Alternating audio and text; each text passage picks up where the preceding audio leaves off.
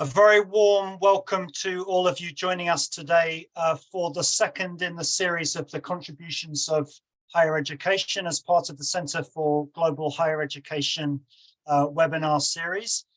My name is Tristan McCowan from University College London, and I'm going to be chairing the webinar today. It's great to have you all with us, and we have some fantastic speakers today who I'm sure will be known to many of you.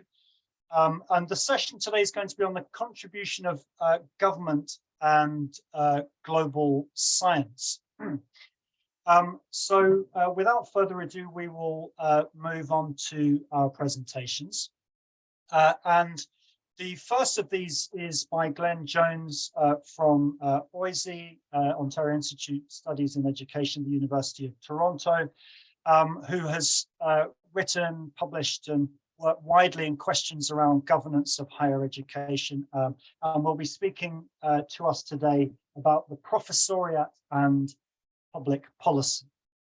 The second presentation, which we will have immediately afterwards, will be by John Haupt and co-authored by Jenny Lee, both of the University of Arizona, and have worked widely in the field of international and comparative education in relation to higher education. It's great to have you here to join us.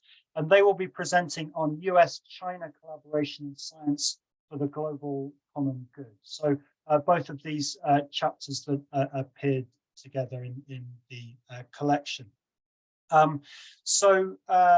It's fantastic to have these contributions, which we will take together, and then we will open up for questions and discussion. So please keep your comments and questions feeding through in the chat at any time, and then we will gather them together. So I will hand over now, Glen, to you. Looking forward to your presentation. Good morning from Toronto, and thank you very much for inviting me to make this presentation based on a chapter from the volume. Let me just bring things up here. So this is a book about contributions of higher education and assessing the contributions of higher education. And the area that I focus on is an area that interests me, but has really received relatively little attention. And that's about the professoriate and public policy. The starting point for this, I think, for those of us who study higher education, is that there's a tremendous body of scholarship focusing on policy for higher education. In other words, work on governance, work on higher education public policy. In other words, trying to understand these primary relationships between governments and institutions of higher education, and how the Ministry of Higher Education, or however it's deemed within particular jurisdictions, interacts with universities and governs the university policy environment. But there's been surprisingly little attention focused on higher education, and the professoriate contributes to public policy through a wider range of activities and notions. And that is, how do we understand this plethora of direct interaction? And I'm interested in direct interaction. We know something about the movement of knowledge from published papers into policy. There's all kinds of a black box there. But how do we understand these secondary relationships, direct interactions between government and higher education institutions? And so the organization of the presentation really involves 4 points, and I'll deal with these relatively quickly. I'm going to review some key concepts that provide a kind of conceptual frame. I'm not going to go into much detail, but provide at least a little bit of a conceptual frame for this. Discuss some of the direct roles that professors play in the public policy process, outline some key challenges and contributions, and offer a few concluding observations, again, with the focus on what's the contribution here in terms of these activities in public policy. So what are some of the key concepts? Clearly, I'm talking across jurisdictions, which is to some extent problematic. So I'm always guilty of overgeneralization. But I think that we can draw some common themes here that become concepts that are useful. The first is that, clearly there are differences in the political process by jurisdiction. There are different economic cultures and different political systems and cultures that are involved with this. And whatever the jurisdiction we're talking about highly complex and specialized policy activity. But I think it is clear across jurisdictions that policy is almost always dealt with at the middle or lower levels of government. In other words, it's organized into specialized sectors. We have ministries or departments that have been given mandates relating to a particular policy area, and decisions are made within those policy sectors relating to policy questions and issues that materialize from time to time. And the second concept that becomes quite important, I think, in this is the notion of policy networks, which I think shows up considerably now within modern political science literature and within higher education literature. The notion that policy is seldom made inside a closed office of a particular policy actor, but often involves interactions between various policy actors, stakeholders, and other interest groups. This is true in China, it's true in the Middle East, it's true in North America. That there is a need to develop relationships within the sector that allows for sound policy to materialize. So if you consider agricultural policy or healthcare or transportation, these involve different departments within government, they involve different policy actors, and they involve a collection of information and interactions with different individuals and organizations that have some interest in this policy activity and want to contribute to policy, and where government seeks out advice and assistance because they also want to make sound policy that's informed by the sector itself. So we've got this kind of very simple view of government organized by sectors and with policy networks involved in terms of sector activity. And we also have this view of universities that is well known. We know of universities loosely coupled organizations, that most of the key activities take place relatively independently at the ground floor of the academic unit. The department, the faculty, organize often in terms of areas of expertise. And what's important here is that these activities take place independently, often with some degree of autonomy, and these activities are often little known to the central administration of the university, just as the activities taking place at the ground floor in government are often little known in terms of central government authorities. So what I'm interested in is the sort of direct involvement of professors in the policy process through this interface between specialized policy processes within government and professors with specialized expertise. We have a government unit which has a policy issue they're trying to deal with. And the notion is, do they have the expertise necessary to deal with it? And to what extent do they draw on the academic community and specialized expertise within that academic community in order to provide some evidence for the kind of policy making that they want to do? So if you think about interactions between the Department of Agriculture, for example, and professors with specialized expertise in agricultural science or agricultural economics, the notion that there are individuals in the universities who are doing studies and engaged in research that might be viewed as valuable within the Department of Agriculture, and they may call upon that expertise from time to time in order to make evidence-based decision processes. And another recent example is the development of expert panels during COVID. So many jurisdictions, whether it's national or state, provincial, create advisory panels, often composed of individuals from various organizations, but often with individuals who have academic appointments in areas of public health or immunology to provide expert advice to government as it was trying to struggle through the challenging policy issues associated with COVID. So what are some of the ways in which this takes place? I'm going to mention three. One is that policy sectors engage faculty as advisors and consultants. And these are fairly direct relationships. There's a whole literature on expert panels within the European Union as an example, and task forces. Within the political science literature, it's a question of when do you set up these panels, who are they composed of, and what kinds of advice do they provide? And most of these expert panels often include university faculty for quite obvious reasons. But many of the other roles are quite fluid and issue specific. In other words, people are moving in and out of these relationships. It may be a professor who simply asks for advice from a government department. Someone calls them on the phone or sends them an email saying, I'm interested in this particular area. What's some of the recent research in this area? Or perhaps who are the top experts that I might consult further in order to try and get some sense of the background of this before we start making decisions. Sometimes it relates into consulting contracts or service contracts. Sometimes there are specialized research that's commissioned. But what we do find is that studies reveal that civil servants in multiple jurisdictions value these professional relationships and the access to expertise. They like being able to draw on somebody who may be able to help think and frame a particular policy issue in a new way. And what I think is key within these literatures and the whole literature on expertise within political science is that there is a distinctive role that professors play. They have a perceived legitimacy associated with their academic position. Just holding the role of professor provides a certain amount of legitimacy. They have a CV that illustrates the kind of research they've done and can legitimize their position within the policy process. And they're commonly viewed, perhaps most importantly, as sort of non-partisan and outside the political sphere. So they play a distinctive role, partly because they're not inside government. And therefore, there's a kind of legitimacy associated with that activity that becomes quite important. What other kinds of roles do they play? Well, they often act as advisors and consultants to other members of policy networks. In other words, they may be engaged by other policy actors, such as interest groups or stakeholder advocacy associations. Think of groups that advocate on behalf of the homeless in many jurisdictions, and the fact that those groups need to have research from sociology and from individuals who've done research on the ground on the needs and challenges associated with that population. And so the advocacy organization will draw on this research and perhaps enter into relationships with faculty in order to obtain the knowledge that they think will be helpful as they advocate for change within a particular area. And this is really about providing expert advice to contribute to evidence-based policy discussions. And so it's not just government, but it's also the way in which faculty interact with key stakeholders or organizations in such a way as to contribute to broader conversations within government.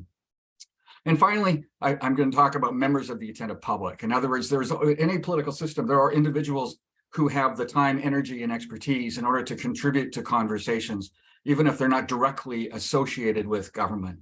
And you have, in this case, professors who often, as part of their academic role, monitor and analyze public policy issues as a component of their research activities. So these are individuals who may have the time and energy and resources to submit briefs to government when government requires input and public input. They may appear as experts in public hearings. So they may engage as experts in this field, not through a direct relationship in a contract with government, but by participating in public forums where those exist. And they exist, of course, in some jurisdictions more than others.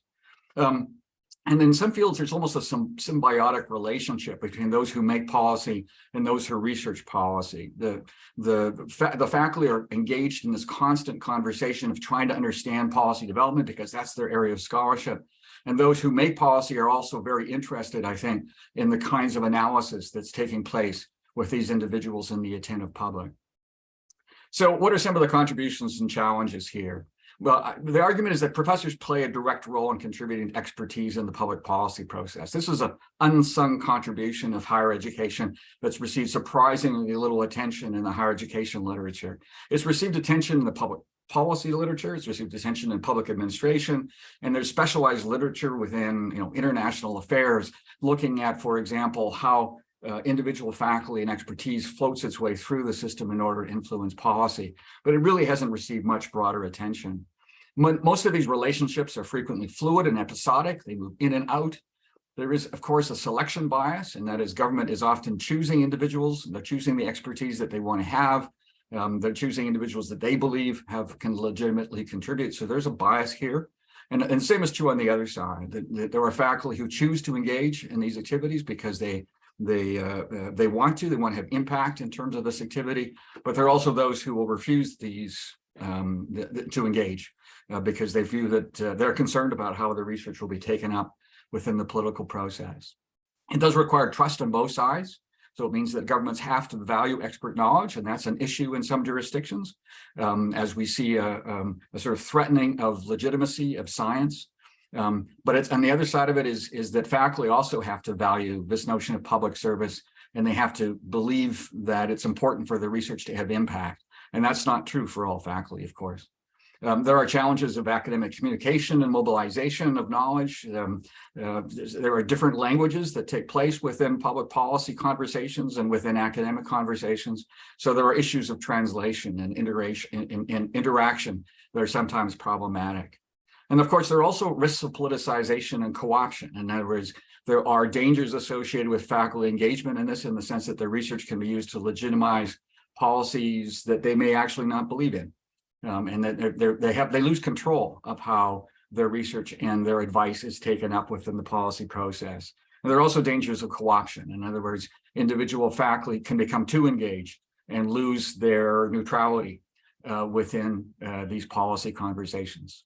So what are some concluding observations? I believe that higher education contributes to public policy through this direct involvement of university faculty. Clearly other ways in terms of basic creation of knowledge that filters its way through to government. But this direct involvement, I think, represents a particular kind of contribution to public policy. I think faculty play a unique role. There is something about the fact that they are often perceived as being outside the political process. They have positions and a track record that establishes legitimacy. The nature of their work itself, especially if they are in situations of permanent appointments or tenure positions, have a kind of legitimacy and allows them to have a fluid participation within the political process. And then many of these relationships are only visible at the local level. And one of the reasons we don't see a large literature about this is because there's like a web-like a range of activities taking place in these intersections between government and higher education. It's hard to monitor, and they're not known very clearly at central government or at central university level. So they're frequently invisible. They're taking place. There are all kinds of movements in and out, but they're not easily recorded, and they're not discernible for many of those in senior levels within these organizations. So the final notion is simply that universities are a reservoir of expertise.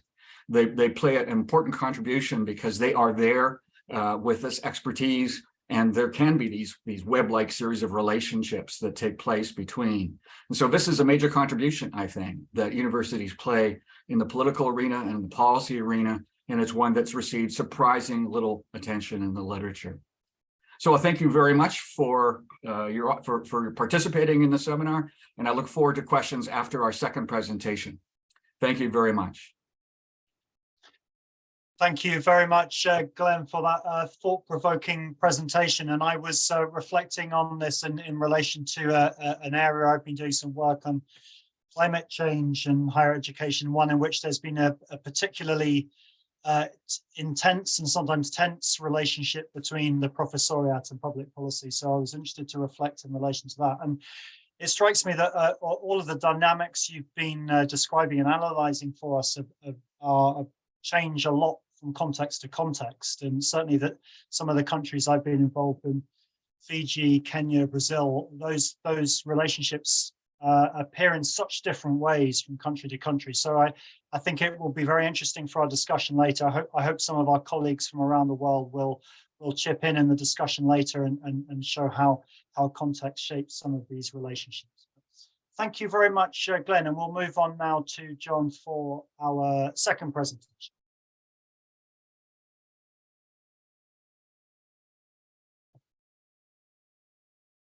Okay, so hello everyone. So I'd like to just start by thanking Simon for inviting Jenny and me to share our research today. I'll present on behalf of our team, and Jenny will join during the discussion part of this presentation. In this presentation, I will present key findings from our chapter, US-China Collaboration in Science for the Global Common Good. And I also extend this work by presenting some updates to the data we present in the chapter, and by presenting new findings from a research project on US-China collaboration on COVID-19 related research. So some background, science and technology cooperation has played a central role in US-China relations since the two countries normalized ties in 1979.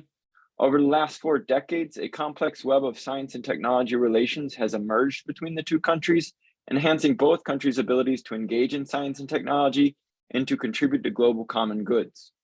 Science and technology cooperation between the two countries has occurred through many channels, including government, corporate, and the university. However, recent US-China geopolitical tensions really have threatened their science and technology cooperation. There has been an increase in technology competition between the two countries, and some have argued that this is resulting in a technology decoupling. From a US perspective, this has resulted in a reduction in reliance on Chinese technology and measures to protect against the transfer of critical technologies to China. Measures such as the US Department of Justice's China Initiative has resulted in higher levels of uncertainty among academic scientists and a general chilling effect toward US-China collaboration.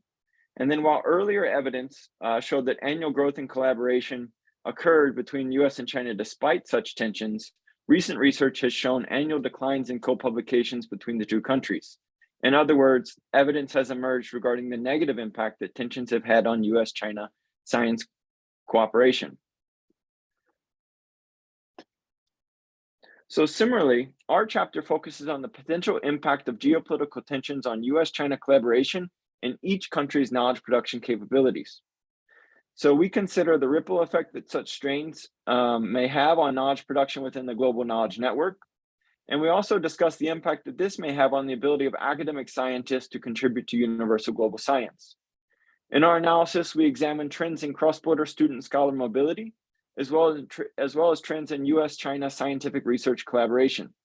In this presentation, I'll review some of the main findings of the chapter and then relate them to what they tell us about how US-China collaboration contributes to the global common good of universal global science. So first, looking at cross-border mobility, university level training, and their relationship to knowledge production capabilities. So there has been a consistent growth in Chinese graduate student and scholar mobility to the US, and a growth in the return of Chinese student and scholars back to China. Chinese science and technology graduate students who have received training in the US have positively contributed to the country's capabilities to produce scientific knowledge, not only while enrolled in their graduate programs, but also upon completion of their degrees. Chinese doctoral students typically have long stay rates in the US, with recent data showing that 84% of those who graduated from US science and technology doctoral programs stayed in the US for at least 5 years after graduation. Moreover, many China-born scientists hold positions in US colleges and universities as faculty and postdoctoral researchers, contributing to the US's ability to educate a science and technology workforce and maintain its high level of research productivity. These scientists also promote the US engagement in global science through the maintenance and formation of ties with scientists abroad, especially those in China. While many China-born scientists who receive training or work experience in the US remain in the United States, as I just said, recent trends demonstrate that an increasingly larger number of China-born scientists are returning to China. These returnees have positively contributed to China's higher education system's ability to train students in science and technology-related fields and produce scientific knowledge. Additionally, returnees promote Chinese engagement with the global scientific community, as returnees tend to maintain their overseas relationships and engage in international research collaboration.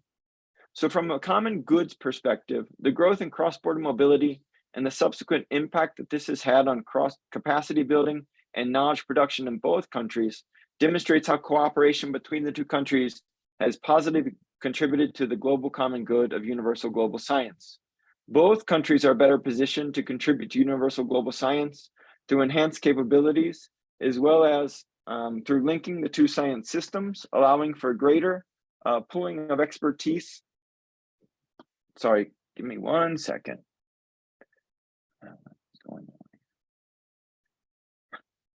Greater pooling of expertise and resources to be utilized in the knowledge production process. So now looking at trends in scientific research collaboration between the two countries. So in our chapter, we analyze trends in both bilateral and multilateral US-China co-publications using original US-China co-publication data from 2000 to 2001 to 2020 gathered from Scopus. Coinciding with other research, our findings show that over the 20-year period, US-China co-publications steadily increased. Furthermore, the data showed that growth has occurred through increases in both bilateral and multilateral collaboration. However, the majority of co-publications that include US and China affiliated authors were bilateral in nature. We also found that growth and collaboration between the two countries far exceeds growth between the US and its other top collaborators and between China and its other top collaborators.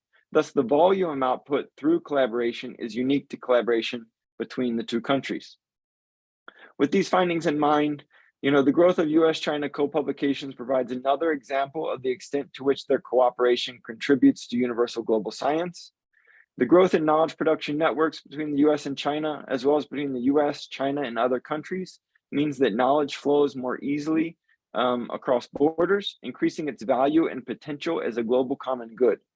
Knowledge produced through collaboration contributes to the global stock of knowledge, and once available to the global scientific community, it can be applied in various ways, such as new knowledge production, policy recommendations, and the direct application to solve global challenges.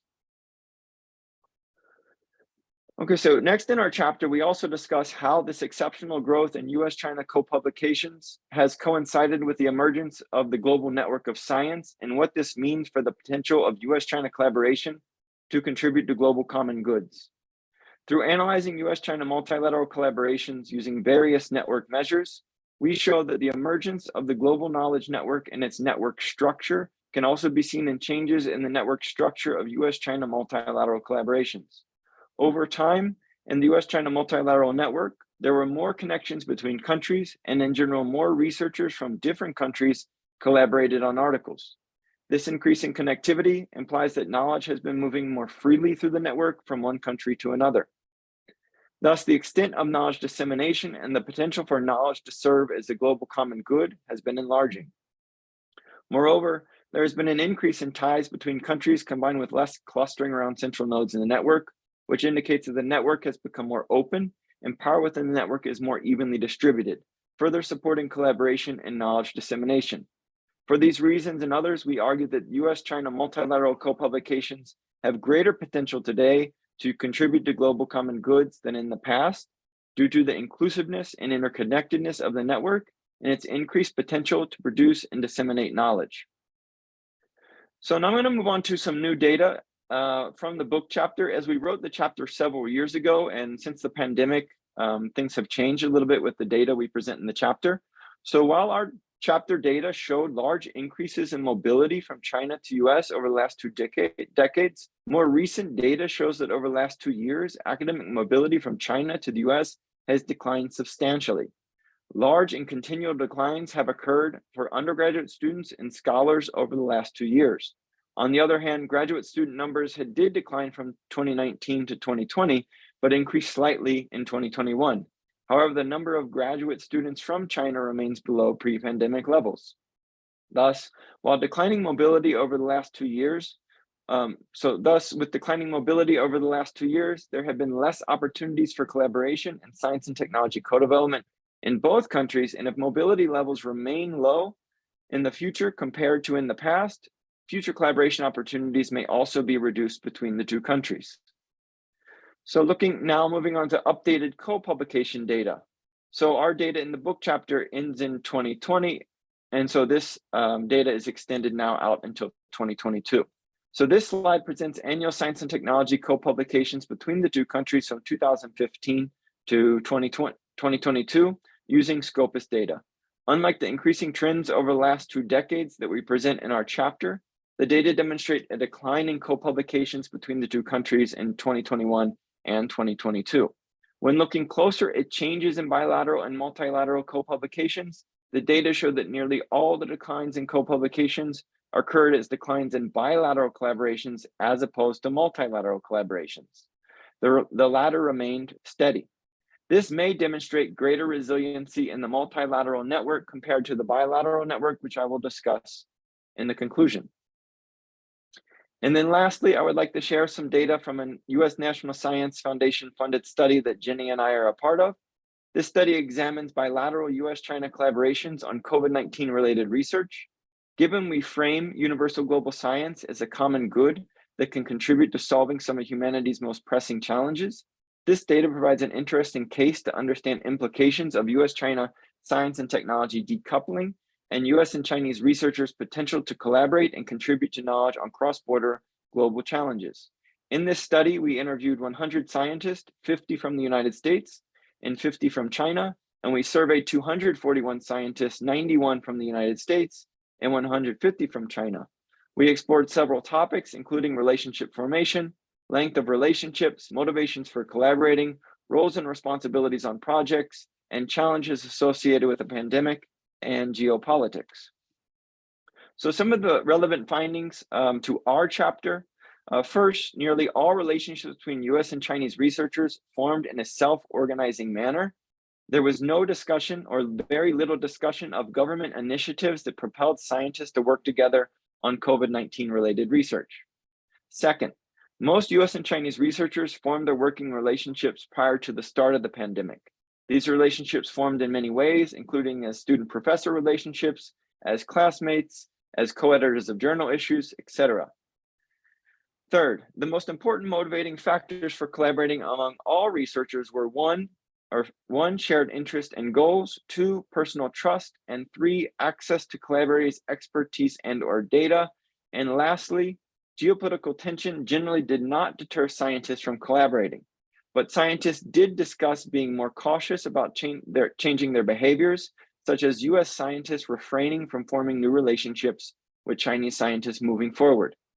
So relating these findings to our book chapter, it shows that policies or practices that may limit mobility or tie formation more broadly during times of non-crisis may have the potential to limit scientists' abilities to collaborate internationally and generate knowledge to help understand and solve pressing global challenges. The fact that very few scientists form new ties and personal trust is an important motivating factor, which takes time to develop, indicates that potential negative consequences that decoupling may have in the future for US-China collaboration on urgent global issues and contributing to universal global science. So in conclusion, our findings point to some implications for understanding how geopolitical tensions between the two countries may impact future US and China science and technology cooperation, and what this may mean for each country's knowledge production capabilities and global science more broadly. As mentioned just before, policies that reduce opportunities for cross-border mobility and network formation may impede both countries' science and technology capabilities and their abilities to contribute to global science. This ultimately means a reduction in the global stock of knowledge, as well as a reduction in cross-border ties that contribute to knowledge dissemination. Moreover, collaboration involving US and Chinese scientists has increasingly occurred as part of a complex global network of science, meaning that scientists from other countries are increasingly engaged in collaborations that involve US and Chinese scientists. Restrictions on collaboration between US and Chinese scientists may interfere with the ability of international teams of scientists to gather and share information that is needed to produce knowledge and solve global problems. This could diminish the global scientific community's ability to address many of the challenges that face humanity today that require multilateral global responses. And then finally, trends in multilateral co-publication data also raise some doubts about the extent of the negative impact that geopolitical tensions may have due to the evolving relationship between the nation state and science. The US-China Multilateral Co-Publication Network exhibited structural features of the global science network, which has been characterized as self-organizing and operating outside the needs of the national science systems. The ever-expanding global network has allowed scientific exchange to possibly transcend national agendas, indicating that a more independent, resilient global scientific system exists today. This is not to say that nation states are still not important. They continue to play a vital role in funding scientific research and supporting the institutions and conditions that make international scholarship possible. However, their role is being challenged, and scientists may have more agencies to seek international collaborators to engage in scientific knowledge production.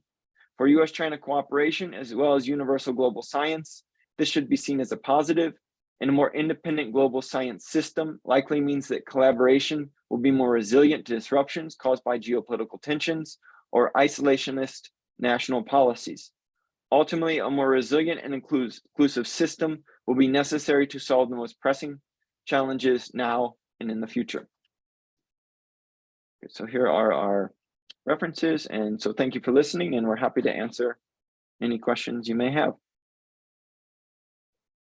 Thank you very much, John, and also to co-author Jenny Lee for that. And the reflections at the end were really interesting about these personal relationships, how they develop, and how that exists in autonomously, but also obviously dependent on some of the macro level geopolitical relationships between countries. And I think that's something that we've been able to observe throughout history in the different ways that individuals from different parts of the world have collaborated in knowledge production and other joint ventures, sometimes against the relations of their countries. So much to discuss there. Thank you very much to all of the presenters. And we have please do feed your questions and comments through on the chat. We have a few coming through already. And some of these are for more general comments. Some are more specific. The first question that we had came through is from Victor Abrukov. I don't know, Victor, if you would like to ask your question live. If so, please do switch on your camera and your microphone, and we'd invite you to join us here. It's in this particular case, it's a question I think, Glenn, please do feel free if you have anything to comment on it, but I think it's directed mainly at John and Jenny. It may not be a question that you can answer directly, but it's certainly raising an interesting question. Victor, are you able to join us? Perhaps if not, I will read it out then. Are there any prospects for cooperation between the USA and Russia in scientific research in the next 5 years? I don't know, either Jenny or John, whether you have any reflections on that.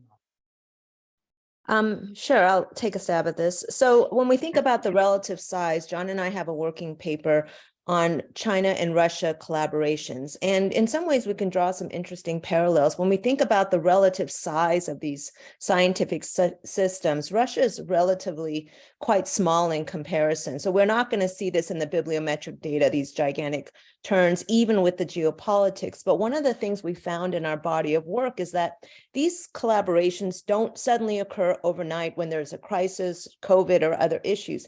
This is very developmental, from graduate students, visiting scholars, conferences, sessions such as this, the opportunity to network. And among the findings in our US-China paper that can be applied here is that, yeah, you need shared interests, but you also need trust. And so what this tells us is the importance of forming these early relationships. And in the case of US and China, we have, there are Russian scholars here in the room, there's networks here, but I think we can all agree this did not suddenly happen. It formed much earlier, and this trust has been built. So the implication is now with US-Russia tensions and other tensions with involving Russia, this will certainly have a chilling effect for new collaboration. So we won't see the impact right away, but the concern is for graduate students and down the line that I think we can anticipate a notable decline between Russia's collaborations in the years to come, but may not be immediately felt given the nature of how collaborations form. Thank you very much, Jenny. I don't know if other others want to comment before we move on. Okay, great. Just say one. Oh, go on, John. Yeah. I'll just say one thing. I mean, there's one thing we looked at the data and generally in terms of a proportion of Russia's international collaborations that involve the United States. If you look at Scopus data, you can see a gradual decline from about 2015 to 2021.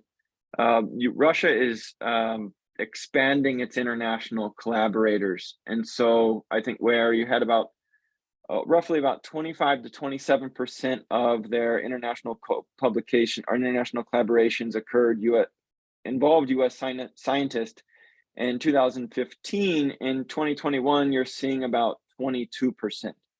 So in the future, I expect that could possibly decline even further. And you'll see a gradual rise of the importance of China in their collaborations moving forward, based on what the data is showing. That's great. Thank you, John. So our next question is also for John and Jenny. And actually, I was going to ask this question myself. So I'm glad, Sharon Wang, that you have put this forward. I'll give the floor to you to ask directly. Thank you. And thank you also for sharing this presentation. I'm a DPhil student at Oxford, University of Oxford, and I'm also particularly interested in the research about scientific collaboration. So my question is particularly on the disciplinary disparities and differences when discussing about the collaborative knowledge production. And also, how do you connect and interpret this disciplinary differences in relation to the China and US higher education systems? So our book chapter, I'll answer the first one. Our book chapter does have a table where we go through each subject area in science and technology related fields and gives you the publications over from 2001 to 2020. So the top subject areas in which they're collaborating are physics and astronomy, biochemistry, genetics and molecular biology, medicine, engineering, chemistry, and materials science. So biomedical fields, physics and astronomy, and engineering related fields. And then your lowest ones are things like pharmacology, neuroscience, immunology, and microbiology. Those are much fewer publications. So your last question was, what does that tell us about their fields? I think this is a hard question. I don't know so much about Chinese higher ed system and the development of their higher ed system, but this is likely, I think that physics and astronomy, all these fields seem to be tied to, I think, industry, from what I've read. And so you probably see a lot of funding for Chinese graduate students to work in our labs in terms of engineering. And then they make connections and go back to China and can apply that knowledge and information into industry and to promote industrial development, particularly material sciences and engineering. Physics and astronomy I think is kind of related to the same thing. But in terms of biochemistry, genetics, and microbiology, I'm not exactly sure what would be the driving factor behind that collaboration there. But it seems like a lot of it is tied to direct advancement of industrial technologies within both countries. And particularly within the United States, we know the important role that Chinese graduate students have played in our engineering, in our computer science fields, in our mathematics fields over the last 2 decades, which would, I think, account for how some of these ties form and how these collaborative relationships have emerged and taken precedence over other ones. Additionally, I think from the China side, the evaluation reform and how it applies to different fields differently, the nature of journals and the fields and whether or not they're English speaking or not. So yeah, it's a bit of a complex question, but I think it's important in just underscoring that this especially applies to the STEM fields, where we know that as well as a business, engineering, where international students tend to seek degrees abroad, unlike other degrees. So we can understand that this is more of a science-based concern.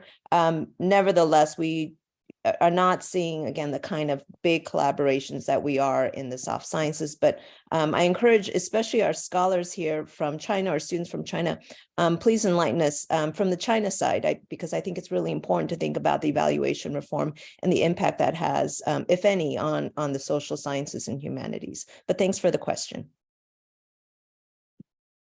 Excellent. Let's move on to our next one, Simon Chattopadhyay, and we have a question for Glen. Go ahead. Yeah. Thank you, Professor Tristan. I am based in New Delhi, and I teach higher education policy at the education department in JNU, Jawaharlal Nehru University. Thanks, Professor Jones, for a very comprehensive presentation. Throwing light on all the possible linkages that may exist between the faculty and the public policy. My observation, I would like your views on this. First of all, the extent of co-option, I have seen that it varies from domain to domain. It is much more in economic policy than in science policy. And the second observation I would like to make that, it depends on how does the state view the transformation? What is the ideological leaning of the state in a particular context, particularly the socio-economic fabric of a country, because every public policy would affect the different classes differently, and which class does the state represent may actually tell us what would be the degree of co-option in a particular domain of public policy making. Thank you very much. That's an excellent question. It raises a number of issues that we have to consider. One is that different governments have different ideologies. They are elected for particular reasons. They have particular stakeholders and voters that they are responding to. I think the point I would make is, and I think you're alluding to this, is that government is extremely complicated, and there are sectors that react very differently and have very different sets of stakeholders and very different approaches. And so you have different histories, even within agriculture. You may have very different perceptions on egg marketing and a different history of how a particular branch of agriculture is taken up, and a very different series of perspectives within another sector within agriculture. So we have different histories, almost different cultures, and different senses of stakeholders. And so I think these relationships can evolve very differently. And I think you'll have some sectors where there are favorite economists that have been part of the government policy process for quite some time. Others are much more fluid because the nature of the sector is such that the policy issues are changing dramatically over time. In a country like India and Canada, you have another element of complexity because you have federal systems. So there are both sectors at the national level and sectors at the state or local jurisdictional levels, both of which may have interactions with different areas of higher education expertise. So this is a complex map, and I'm not trying to do anything other than to illuminate, I think, the fact that it exists and the fact that it's taking place. And I think the fact also that there are these differences within sectors, but that we need more research because it's an area that's been quite invisible, I think. And I think it's a huge contribution that we're making, and a huge contribution that higher education makes to public policy, but not one that's been particularly visible, at least for higher education and scholarship. I was wondering whether India would be a very interesting case study for this kind of topic. Yeah, thank you very much. Thank you. I'm sure it would. Thanks very much, Simon. So we have a comment from Susan Harris, which you can see in the chat, about the main subjects, physics, engineering, material science, linking into the Chinese space program. And then our next question is from Danielle Gardner, also for Glenn. Danielle, would you like to present your question, please, if you're able? Yes, thank you. Thank you for the excellent presentations. I'm a PhD student at the University of Alberta in education policy. So Dr. Jones, I was just wondering how you see institutions supporting the professoriate and navigating some of the challenges that you outlined here. And do you see the loosely coupled structure, as you put it, as beneficial to the policy involvement, or does that allow for some of the gray area that you defined?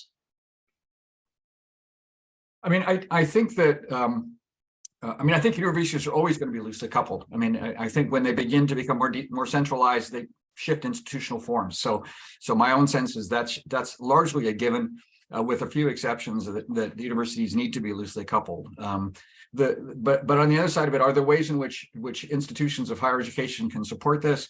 I guess so. I think it's hard to imagine that taking place though without some internal prioritization of activity.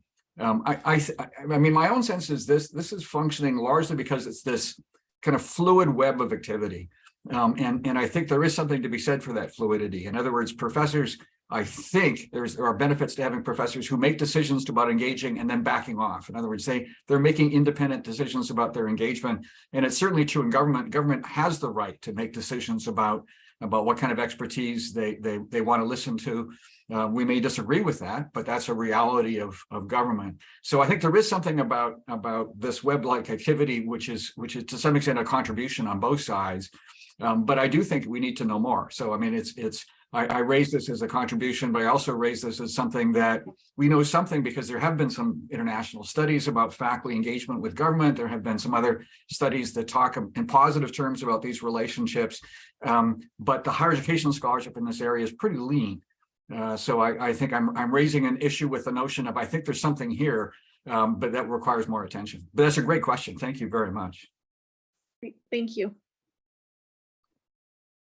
Great. We now return to the US-China case with a question from Soyoung Lee. Soyoung, would you like to? Yeah, thank you very much, Tristan, and thank you for your wonderful presentation, Jenny and John.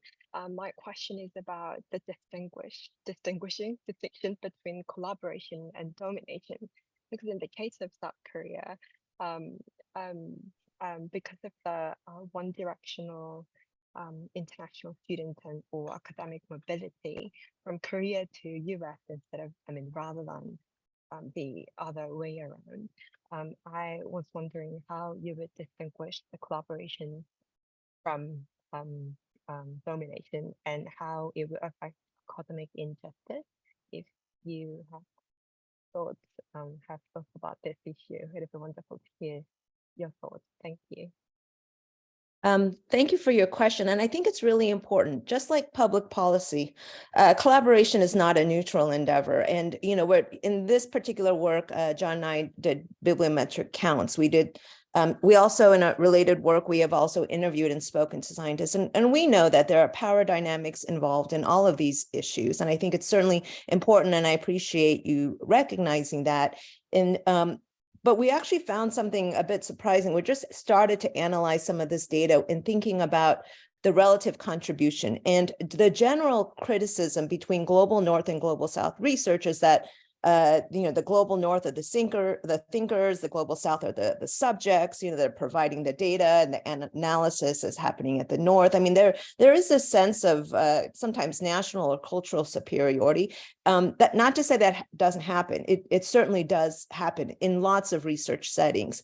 But in the case of US and China, China is such an important player, not in just providing data in the early stages of the pandemic, but also in the analysis, in lead authorship, funding. I mean, there's so many ways that I think some of what we're saying here actually disrupts these general norms about how North and South collaboration works. So again, it is to say it's important, but in our more recent work, we're saying that that isn't necessarily the case based on some of these stereotypes and criticisms about global North, global South partnerships. However, when graduate students, of course, do study in the United States, we do know that there are certain biases, frameworks, approaches, curriculum, syllabi that certainly is being exported to South Korea and other places in the world. So depends on what you're looking at, depends on the country, depends on the dynamics, but absolutely, we by no means want to say that this is a neutral endeavor. But thanks for your question.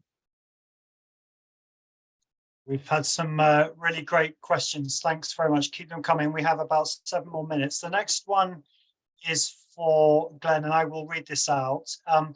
So does the research cut across the literature on transdisciplinary trends of research collaboration? To what extent is transdisciplinarity a factor to professorial involvement in public policy? Any reflections on that? Sure. I mean, the short answer is I'm not aware of any particular literature that looks at transdisciplinarity in terms of the kind of phenomena I'm looking at. I'm not, it may exist, but I'm not particularly familiar with it. But I mean, we know that many policy issues are not discipline specific. In other words, people don't sit around thinking about a particular you know, sociological issue. They're interested in a broader phenomenon where sociological research combined with other areas of expertise might be helpful. And it's important to recognize that even in a sector like agriculture, the kind of expertise that may be necessary or needed may not come necessarily from a faculty of agriculture, but may come from other broad areas of scholarship in the STEM fields or other areas. So the notion of problems and policy problems as being discipline specific, I think we know that multiple disciplines are often involved in addressing policy issues. And if you look at something like obviously issues of sustainability, environmental science, these are transdisciplinary questions. And so the notion of how to think about that in terms of these interactions, and clearly the fact that we are creating transdisciplinary units inside universities, and that these institutions, these units can in fact engage in new ways with government, I think is perhaps a positive element here. But it's the honest answer is I'm not sure that I know anything specific, or there's been specific research on notions of transdisciplinarity in relation to the notion of direct involvement in government policy, other than we know the nature of the problems are often multidisciplinary in orientation, and we recognize that the interactions are not necessarily sector specific, but reach across disciplinary areas given the nature of the problems that government's trying to understand and address. Thanks, Glen, and perhaps I can follow it up with a question of my own. And I was interested to see on your slides and in your discussion there, this question of academics being non-partisan and outside this political sphere. And I wanted just to tease out some of the points around political in terms of party affiliation and party involvement and representation. And then on the other hand, you know, political in the sense of one's orientations towards different questions and commitments on a personal level. And the latter of which, of course, all academics are. Some people more radical, some people more explicit than others, but everyone has political positions. And governments might perceive academics to be very political in the latter sense, and often in ways that they're not very favorable to. So I wonder if you could say a little bit more about that other meaning of the term political and how that affects these dynamics. I mean, it's an extremely important, and one, of course, it's growing in importance as we see a kind of skepticism of neutrality of science in many jurisdictions, particularly with populist governments, but not only. And in some jurisdictions, there is a kind of a sense, and polling's been taking place, that suggests a reducing level of trust in notions of science and the neutrality of science. I think that so one is, you can ask whether science itself is becoming more ideological. I mean, science is subjective. People are making decisions about what they research. There's a whole literature about this notion of how we understand the lack of neutrality in knowledge. But there are fields of study where there are pretty clear scientific methods, and you end up with a result, whether the question was based on ideology or not. I mean, in some of the interviews that I did a number of years ago, one of the interesting factors was the importance of the university letterhead, right? In other words, a professor might enter into a relationship with government. The government may ask them essentially to do the tests that have already been done inside government.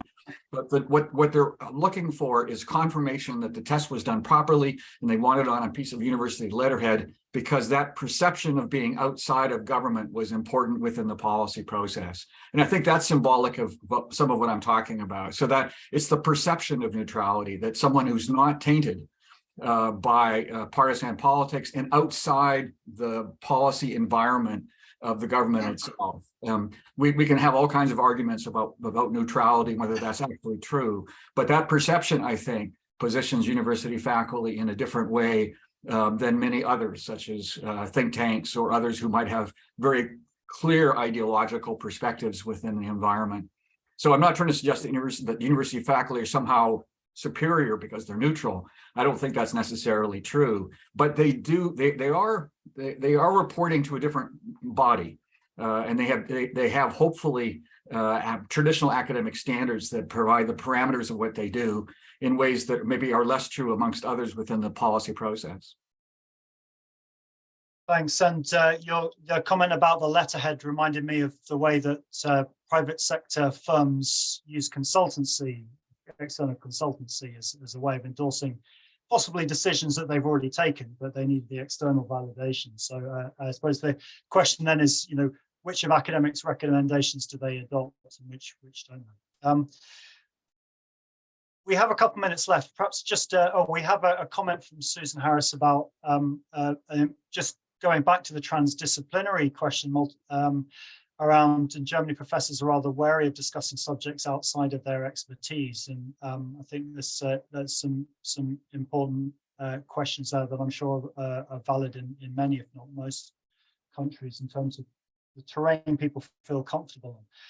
Just to finish off, I wonder if I could just pose a final question to John and Jenny, and that's around the last phrase in your title, and that's the global common goods rather than the relationship. And I wondered if you want to make a final comment about what in these collaborations can maximize that element. Does international collaboration in and of itself promote global common goods, or does it need to be done in certain kinds of ways, with certain motivations or with certain conditions of work in order for us to produce common goods rather than private goods, and ones that are globally known? Any final comments? Well, I guess the content, it's somewhat the idea that this research is a global common good, the idea that it's available no cost to anyone who wishes to access it just is not true. There's paywalls for journals where individuals in many countries can't actually access this knowledge and information. So I think there's some key elements for it to really, I think the cross-border, as we discussed, and how knowledge disseminates, how it becomes available, but there has to be, I think, more of an effort to involve or give access to all scientists around the world, the ability to obtain the information that's being published and to actually be able to use it.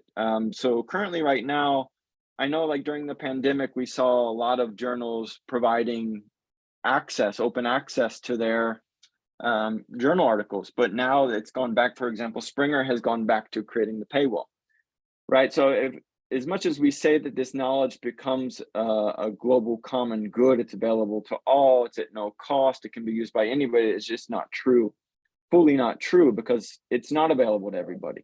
It's available to a few who can access it behind the paywall. So I think one of the key things moving forward to be thinking about when doing research like this is that that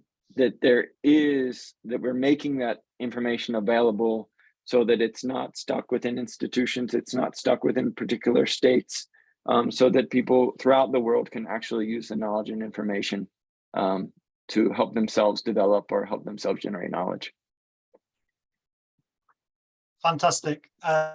Thank you, John. And we are now out of time. So I will just like to end by thanking very much our three speakers today, Glen, John, and Jenny, for that fascinating discussion, which I think has raised in different ways in the two papers, the question of how universities function across boundaries of role and sector in society and across geographical boundaries, often overcoming various obstacles in order to collaborate and create new forms of knowledge and relevance of that work. So lots of insights there, and thank you to everyone who participated for your searching questions that have made our speakers think and come up with new ideas in the discussion. So thank you very much, and have a very nice day. I look forward to seeing you at the next CG webinar.